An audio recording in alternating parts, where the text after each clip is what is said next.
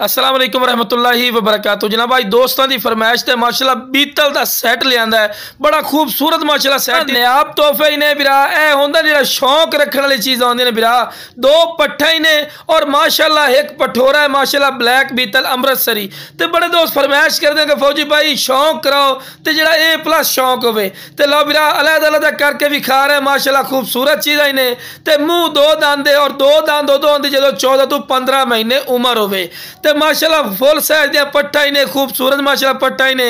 ते रेट ही बिल्कुल जायज़ और मकूल हो सी। हालांकि अपने पंजाब की सब तो महंगी तरीन माशाल्लाह नस्ल है और माशाल्लाह वो नस्ल है जिहड़ी पहले सूए च 2-2 2.5 3-3 लीटर दुध देने वाली माशाल्लाह बकरियां बनदियां। और माशाल्लाह कन्ना दे लापर भी चेक कर सकते हैं, चंगे लंबे कान बिल्कुल वाइट अख दे ने, तोता फेस ते लो बिरा हुसन दी अखीर हो गई है माशाल्लाह।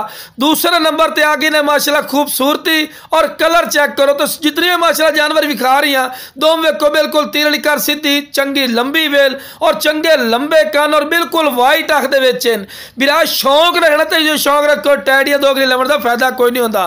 तो यह बिरा पट गब्बन भी है जिंदे को लियांदी है वो आंदे कि फौजी भाई गब्बन वेखो बिरा खुद ही तुम चेक कर सकते हैं माशाल्लाह हवाना चड्डा बना रही है माशाल्लाह गब्बन निकल आवे तो डबल पैसा दी। अगर तुम मंडी चले जाओ या किसी अयाली को पूछो तो नाल दा साइड का लाख लाख रुपया डिमांड कर लेंदे ने, लेकिन इंशाल्लाह साडा की रेट हो सी सिर्फ जनाब 27-27,000 रुपया फी पुट्ठा बकरा ही विचे 2022 की कुर्बानी वाला बिरा।